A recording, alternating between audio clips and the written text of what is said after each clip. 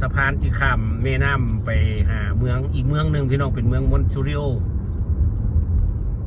เขาอยู่ที่เมืองลาวานอันนี้เมืองมอนทรีออลวันนี้นะภาษาฝรั่งกับมอนทรีออลภาษาอังกฤษกับมอนทรีออลนี่ข้ามสะพานนี่เป็นคอดไฟแดงแล้วเขาก็จะเลี้ยวกลับคืนมาวันนี้เพราะว่าอันนี้มันเป็นทางแบบ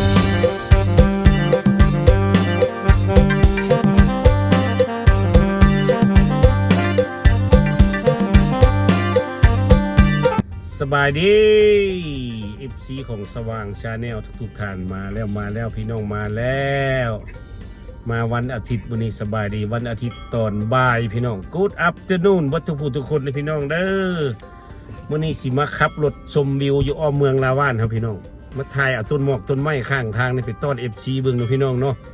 มาบัญชีงามสำเร็จมื้อนี้กับวันที่2วันอาทิตย์เดือน11 2025แล้วพี่น้องเขาจีถ่ายต้นไม้อยู่ข้างทางให้เบิ่งว่าใบมันหล่นหมดแล้วพี่น้องอาทิตย์แรกนี่มันเหลืองอาทิตย์นี้มันหล่นหมดแล้วมาตามมือเขาจีถ่ายให้เบิ่งเขาขับรถถ่ายเลยพี่น้องเพราะว่าอากาศมันเย็นโอเคครับผมฮัลโหล Good afternoon มาแล้วสว่างชาแนลพี่น้องมื้อนี้แมนมื้อวันที่2พี่น้องเดือน11 2025เนาะเขาจีขี่รถเก็บบรรยากาศข้างทางตอนนี้ใบไม้กำลังหล่นพี่น้องเข้าเดือน11แล้วใบไม้กำลังหล่นเขาสิขี่รถถ่ายให้เบิ่งจะประมาณ10นาทีเนาะพี่น้องเนาะอยู่อ้อมเมืองลาวานเขานี่แหละมาติดตามชมเป็นเหมือนกันพี่น้องเด้อนี่บรรยากาศมื้อวันอาทิตย์พี่น้องบ่มีรถดอกวันอาทิตย์นะคนขับรถไปทำงานกันแล้วมื้อนี้วันอาทิตย์พักผ่อนอยู่บ้านแต่ว่าเขาขี่รถมาถ่ายเอาบรรยากาศให้พี่น้องเบิ่งที่ทางสปป.ลาวทั้งไทยแลนด์ทั่วทุกมุมโลกเลยเนาะที่มาติดตามเบิ่งสว่างชาแนลเฮานี่พี่น้องนี่ชมบรรยากาศตามบ้านนอกบ้านนาที่เขาอยู่นี่แหละตอนนี้เป็นตามทางเขาขี่รถชมเบิ่งกกไม้พี่น้องมันใบมันหล่นไปเลยพี่น้องต้นไม้ใบหล่นหมดแล้วกำลังที่ยังอยู่กับมีอันหล่นไปแล้วก็มีในแห้งแกงแซงอยู่นี่รถคันนี้สีเลี้ยวนี่มาบุไปซะมาจอดอย่างนั้นนะหลงทางวะตันทางเขาอยู่มีตู้นี่ขี้มีแต่ย่านเนี่ยมาจูดมาเลยเป็นแต่ย่านเนี่ยติดไฟแดงอยู่พี่น้องโอ้ยตกใจว่าเขาจีเรียนมาใส่ห้องนึงนี่คอยตามมึงดูพี่น้องเด้อนี่ชมบรรยากาศตามทางเขานี่แหละขับรถชมวิวมื้อวันอาทิตย์ครับผมจากสว่างชาแนลบนได้ถ่ายลงดุลแล้วเด้อช่อง YouTube ช่องใหญ่นี่พี่น้องนี่นะเอาไปลงตั้งแต่ช็อตกับเลี้ยว Facebook ตัวนี้เขาจิถ่ายลงช่องใหญ่พี่น้องสังเกตเบื้องต้นไม้อยู่ข้างหน้าเลยพี่น้องบ่มีใบแล้วเห็นบ่คุณเห็นดิต้นไม้เริ่มบ่มีใบแล้วพี่น้องเลยครับมันหล่นหมดแล้วเด้วันที่2เดือน11แล้วพี่น้องนี่นะเริ่มต้นเดือน11แล้วอีก2เดือนกับปีใหม่อีกแล้วพี่น้องเลยติดตามเบิ่งกันไปยาวๆบรรยากาศตามทางพี่น้องมันหนาวแล้วเด้มื้อนี้อากาศก็อยู่ที่5องศาเย็นเลยพี่น้องมันลมมื้อนี้นะหนาว ออกไปนอกมื้อเช้านี่ไปถ่ายคลิปอยู่หลังบ้านโอ้จุดชิมขี้มูกตันดังเลยพี่น้องโอ้นี่ติดตามเบิ่งกันยาวๆพี่น้องนี่เด้บรรยากาศตามทางพี่น้องเบิ่งดูเด่นพุ่นนะไม่ธรรมดาพี่น้องต้นไม้งามบ่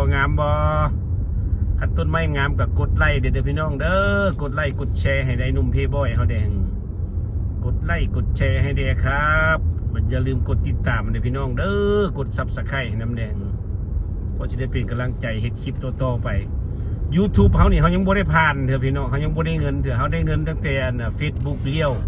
เขาได้แต่ตัวนั้นแหละแต่ YouTube นี่เขาก็ถ้าเป็นชั่วโมงเดี๋ยวนี้คนเขาก็ผ่านละเขาได้1,000 กว่าซับสไครต์เลยพี่น้องแต่มาต้องการชั่วโมงเขายังบ่ได้นะพี่น้องเด้อโอเคติดตามมึงกันยาวๆพี่น้องนี่ตามทางไปดีนะนี่บรรยากาศตามทางพี่น้องอันนี้ได้พึ่งต้นไม้พุ่นโอ้มันไก่เอามาใกล้อีกหน่อยนึงนี่พุ่นใบมันเหลืองหล่นหมดเลยพี่น้องพุ่นมาถึงรถเขาเลี้ยวสมบัติใบมันเหลืองหล่นวัดกำลังเริ่มลังต้นกับบัวฮันเบิร์ดพี่น้องอันนี้เบิ้งเอาเองนะพี่น้องเด้อนี่พุ่นอันนี้เขาตั้งขี่รถมาถ่ายให้เบิ้งนี่น้ำเมืองคอยอยู่นี่แหละเมืองลาวานขึ้นกับรัฐคิวเบกพี่น้องประเทศแคนาดาเขาตั้งมันเลาะขี่รถถ่ายเอาวิวมาฝาก FC เลยพี่น้องเด้อเขาไม่ได้ลงรถถ่ายดอก มันยินในพวกนี้เนี่ยอากาศอยู่5 องศาที่ว่ายินเลยพี่น้องมันลมเขาก็จะขี่รถไปเรื่อยๆประมาณ10 กว่านาทีเนี่ยเขาก็จะหยุดละเอาภาพสวยๆมาฝากมาต้อน FC นะพี่น้องเนาะนี่อยู่แถวเมืองลาวานนะเด้อพี่น้องนี่เด้อเมืองลาวานรัฐคิวเบกประเทศแคนาดาพี่น้องเองไอ้หนุ่มพีบอยเขากำลังขี่รถเลาะถ่ายวิวชมวิวมือวันพักผ่อนพี่น้องวันอาทิตย์พรุ่งนี้ก็ทำงานเหมือนเดิมวันจันทร์นะตอนนี้เวลา 12:57 นาทีพี่น้องเดี๋ยวนี้ประเทศแคนาดาเพิ่นเปลี่ยนโมงแล้วเด้อพี่น้องเด้อเพิ่นเอาโมงถอยหลังเอาโกแบ็กเพิ่นว่าน่ะเอากลับคืนชั่วโมงหนึ่งแต่ตอนนี้เวลาโมงอยู่แคนาดากับเมืองไทยหรือว่าสปป.ลาวเฮาสิโมงเดียวกันได้บัดนี้ต่างตั้งแต่เป็นกลางวันกับกลางคืนพี่น้องตอนนี้สมมุติว่าตอนนี้อยู่ทางประเทศแคนาดา 12:57อยู่ทางเมืองไทยเนาะพี่น้องก็สิเป็นเที่ยงคืน57หรือทางสปป.ลาวก็คือกันพี่น้องเด้อเดี๋ยวนี้โมงเฮาซอกันละคันยามฮ้อนอยู่แคนาดาสิเอาโมงไปทางหน้าชั่วโมงหนึ่งพี่น้องมันสิกลายประเทศไทยประเทศลาวชั่วโมงหนึ่งเพราะว่าเมื่อคืนนี้ข้าเจ้าเปลี่ยนโมงเมื่อคืนนี้เอาโมงถอยหลังตอนตี 2พี่น้องอันนี้ก็เก็บข่าวมาบอกพี่น้องเขาเนาะผู้ใดไปทำงานเมื่ออื่นก็ตื่นเด้อเปลี่ยนโมงเด้อ FC ทางประเทศแคนาดาพากันเปลี่ยนโมงเด้อพี่น้องเด้อโมงก็เปลี่ยนละคันโบเปลี่ยนล่ะเจ้าไปการน่ะแต่เศร้าคนได้นะ เพราะว่าเอาโมงถอยหลังดิโอ้ยรถเที่ยวนี้คือมาหลายแท้นี่เก็บบรรยากาศแถวเมืองลาวานทั้งนี้แหละพี่น้องไอ้มาถ่ายพี่น้องเบิ่งไปขี่ครัวนั่นแล้วก็เอามันมาบีบเซลไปข้ามครัวนั่นแล้วก็จะกลับคืนมาเลยพี่น้องนี่นะนี่บรรยากาศมันมีครัวหนึ่งงามๆอยู่นี่ครับจะให้สะพานให้เบิ่งพี่น้องมันมีสะพานหนึ่งอยู่นี่นะครับเห็นมันงามสุดเนาะว่าจะขี่รถไปถ่ายสะพานให้เบิ่งเลยพี่น้องเด้อนี่คุณเด่นล้างอันกับบ่ทันหล่นเลยพี่น้องยังเหลืองอยู่ลังต้นมันก็ยังเหลืองสีเหลืองยังบ่ทันหล่นเลยพี่น้องนี่งามบ่พี่น้องเลยคันงามแล้วกดไลค์ให้เด้อนี่อันนี้มันเป็น4 แยกไฟแดงพี่น้องคันงามก็กดไลค์กดแชร์ให้แน่ครับผมเว้ยผู้ใดคันเป็นมาเข้ามาเบิ่งใหม่ก็ขอกด Subscribe ให้เด้อพี่น้องเด้อจักอัน1 2 อันเพื่อเป็นกำลังใจให้แน่จะได้ Subscribe หลายๆพี่น้องเฮาได้1,000 กว่า Subscribe แล้วล่ะเฮ็ดมา2 ปีแล้วพี่น้องยังบ่ผ่านกด YouTube แต่ถ้าแม่นของ Facebook เลี้ยวนะเฮาเฮ็ด 2-3 เดือนมันก็ผ่านแล้วพี่น้องอันนั้นน่ะมันก็ได้เงินละตัวนั้นน่ะแต่ว่าตัวนี้เฮาบ่ได้เงินเถอะพี่น้องก็บ่เป็นหยังดอกเฮาเฮ็ดม่วนไปเพราะว่าเฮาบ่ได้ตั้งทายลงทุกมื้อเดี๋ยวเฮามีเวลาอาทิตย์นึงเฮาลงแต่2 เทื่อ3 เทื่อนี่แหละอัน YouTube ช่องใหญ่คั่นนี่เฮาไปลงแต่เลี้ยวทุกมื้ออยู่ลงเลี้ยวมื้อละห้วย 7-8 คลิปพุ่นแล้วอยู่เลี้ยวแล้วก็อยู่ช็อตของ Facebookอุปแมนช็อตของ YouTube เขาก็ลงมือละ2 ละ 3พี่น้องนะไม่ได้ลงหลายนะ YouTube นะมันไม่มีเวลาไปถ่ายพี่น้องคือมื้อนี้แหละเขาจะเอาจาก10 ปลายนาทีลองเบิ่งแล้วก็จีเห็นว่าเขารีวิวส่วนหลังบ้านเอาลงแล้วเบิ่งแล้วมื้อเช้านี่นะนี่ข้ามสะพานนี่นะเขาก็สิกลับเลี้ยวรถคืนมาแล้วพี่น้องสะพานตัวนี้สิข้ามไปเมืองมอนทรีออลพี่น้องนี่สะพานตัวนี้มันสิข้ามไปเมืองมอนทรีออลสะพานหรือว่าภาษาลาวเขาเอิ้นว่าขัวแหละพี่น้องเพราะว่าดิฉันเป็นลูกครึ่งนี่งามพี่น้องสะพานตัวนี้นี่สะพานที่ข้ามแม่น้ำไปหาเมืองอีกเมืองหนึ่งพี่น้องเป็นเมืองมอนทรีออลเขาอยู่ที่เมืองลาวานอันนี้เมืองมอนทรีออลวันนี้นะภาษาฝรั่งกับมอนทรีอันพี่น้องภาษาอังกฤษกับมอนทรีออลนี่ข้ามสะพานนี่เป็นคอดไฟแดงแล้วเขาก็จะเลี้ยวกลับคืนมาหมดเลยเพราะว่าอันนี้มันเป็นทางวันวี่ไปแล้วเขาเลี้ยวทั้งทึงคุณพี่น้องผมมีบนเลี้ยวซ้ายบ่ได้มันต้องไปเลี้ยวหูดอกไก่ส่องไฟแดงพุ่นละนี่พี่น้องนี่เขาจะมาเหยียบเมืองมอนเทโรแล้วพี่น้องอันนี้เป็นเมืองหนึ่งต่างหากอันนี้เป็นคนละเมืองอันนี้นะตอนนี้เขาก็ข้ามน้ำมาแล้วพี่น้องเนาะข้ามแม่น้ำมาแล้วเป็นอีกเมืองหนึ่งแล้วเขาไปหาทางเลี้ยวรถกลับคนบัดนี้ข้ามอีกเมืองหนึ่งมันเป็นเมืองของเมืองมอนทรีออลเมืองเฮาอยู่เมืองลาวานพี่น้องคนละเมืองเลยก็แบบอำเภอแหละคันชิว่าเราเป็นอยู่เมืองไทยเขาเนาะเมืองไทยเมืองลาวก็เป็นเมืองบอก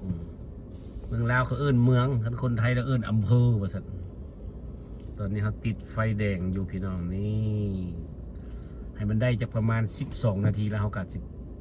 หยุดแล้วพี่น้องอันนี้ตั้งมาถ่ายให้พี่น้องเขาเบิ่งนะพี่น้องเนาะพอมันชมวิวไปวันนี้ไฟเขียวแล้วพี่น้องเบิ่งตามถนนหนทางอันนี้มันมาเข้ามาจากรถจากหลายหน่อยนึงมันเป็นอีกเมืองนึงนะพี่น้องมันเป็นเมืองของอันน่ะมงเชียนเลยมันเป็นแถวซานเมืองเขาดอกบัวเป็นในเมืองโอ้คันในเมืองแห่งรถติดพี่น้องในเมืองนะมื้อหน้าสิขี่เข้าในเมืองแล้วสิถ่ายให้เบิ่งไปถ่ายอยู่ดาวเท่าคนบัวลงรถแล้วโอ้เขาเปลี่ยนทางหลายในสนามบินนี่คุณนะซอกทางเลี้ยวกลับแล้วพี่น้องในบันนี้ก็จะเปลี่ยนทางหลายในบันนี้มันมีทางไปหลายเนี่ยหมอนี่มันยางยังอยู่ในบันนี้ไฟเขียวสิกันยางสู้ท้ายก็เป็นอย่างเว้ย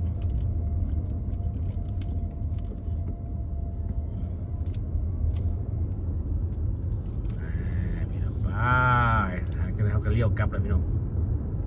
เลี้ยวทั้งหน้าในบนนี้เลี้ยวกลับแล้วบัดนี้นะขี่รถมาชมวิวเฉยๆนะครับผมมีอย่างเขาตั้งขี่รถมาหล่อบนหนทางพี่น้องเอาภาพสวยๆมาต้อนมาฝาก FC เขา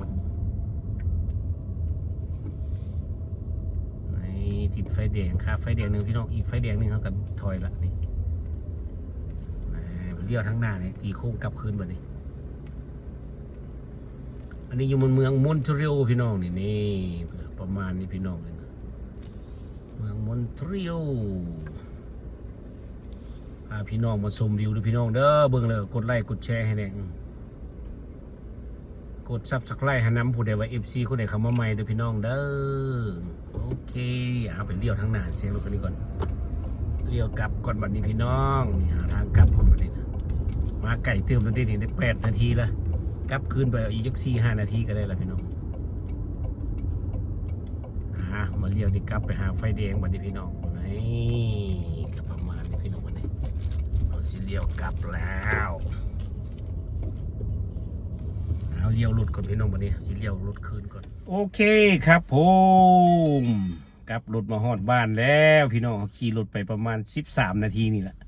กับถ่ายลายอยู่เขาสิตัดออกเดี๋ยวเขาถ่ายประมาณเกือบ20 นาทีพุ่นละเขาสิตัดออกโอเคครับผมขอบมุกขอบใจเดี๋ยวขอบคุณหลายๆนะครับเด้อที่ติดตามชมสว่างชาแนลดุนๆเขาลงเท่านึงหน่อยพี่น้องเด้อเอาจะมาติดตามมึงว่าเขาจะมีคลิปเดี๋ยวลงอีกโอเคครับผมบ๊ายบาย